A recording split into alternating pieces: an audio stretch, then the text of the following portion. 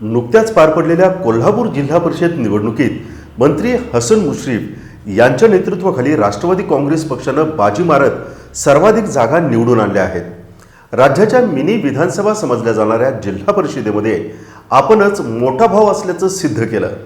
खरं म्हणजे निवडणुका जाहीर होण्यापूर्वीच मंत्री हसन मुश्रीफ यांनी जिल्हा परिषदेत राष्ट्रवादीच मोठा भाव ठरणार असल्याचं जाहीर केलं होतं। त्याप्रमाणे त्यांना अपेक्षित का होईना पण 20 जागा मिळवून जिल्हा परिषदेमध्ये सर्वाधिक जागा मिळवण्याचा बहुमान राष्ट्रवादी काँग्रेस पक्षाला मिळाला आहे।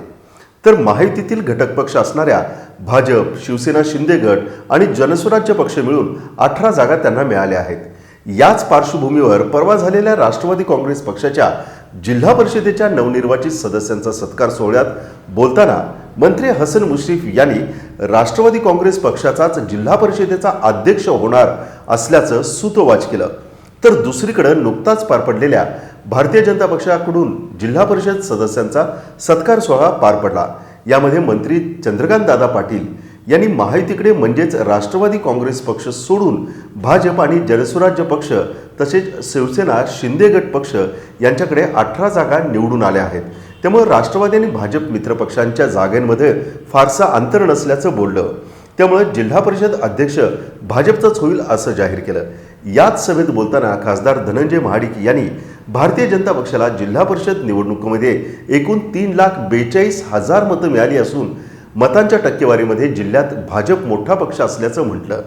त्यामुळे भारतीय जनता पक्षाला जिल्हा परिषद अध्यक्षपदाबरोबरच जिल्हा परिषदेतील इतर 4 समित्यांमध्ये सत्तेचा वाटा मिळणार असल्याचं जाहीर केलं। याच कारणावरून आता जिल्हा परिषदेमध्ये अध्यक्ष कोण आणि कोणत्या पक्षाचा होणार यासाठी महायुतीतील घटक पक्षांमध्येच जोरदार रस्सीखेच सुरू असल्याचं पाहायला मिळतंय। कोल्हापूर जिल्ह्यातील एकूणच राजकारण पाहता जनसुराज्य पक्षाची राष्ट्रवादी काँग्रेसच्या उमेदवारांच्या मुळं मोठी पिछेहाट झाल्याचं पाहायला मिळतंय। याचीच खंत मनात धरून जनसुराज्य पक्षातील वरिष्ठ नेतृत्वानं देखील भारतीय जनता पक्षाला साथ देत अध्यक्षपदाच्या शर्यतीत आपणही मागे नसल्याचं बोलून दाखवलंय।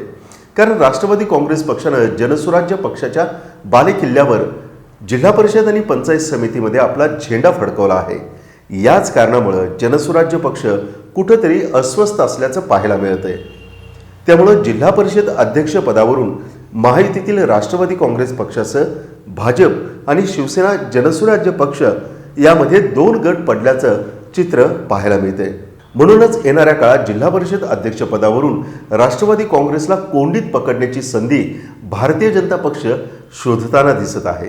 दुसरीकडे काँग्रेसचे आमदार सतेज पाटलांनी यापूर्वीच आपले जुने मित्र असलेले हसन मुश्रीफ यांना साथ घालत जर मुश्रीफांनी मदत मागितली तर आपण केव्हाही देण्यास तयार असल्याचं सूतोवाच केलं होतं। त्यामुळे आगामी काळात जिल्हा परिषद अध्यक्षसाठी राष्ट्रवादी काँग्रेस पक्षाकडून मंत्री हसन मुश्रीफ आपले जुने मित्र असलेले सतेज पाटील यांची मदत घेतल्यास राष्ट्रवादी काँग्रेस आणि काँग्रेस पक्ष मिळून जिल्हा परिषद आपल्या ताब्यात ठेवू शकतात। त्याचप्रमाणे येणाऱ्या गोकुळ आणि केडीसीसी बँकेत सुद्धा हाच फॉर्म्युला ठरणार असल्याची अंतर्गत चर्चा सुरू असल्याचं पाहायला मिळतंय। त्यामुळे जिल्हा परिषदच्या या अध्यक्षपदावरून महायुतीला सुरुंग लागून आमदार सतेज पाटील परत एकदा आपल्या जुन्या मित्राच्या मदतीला धावणार का हे पाहणं महत्त्वाचं ठरणार आहे।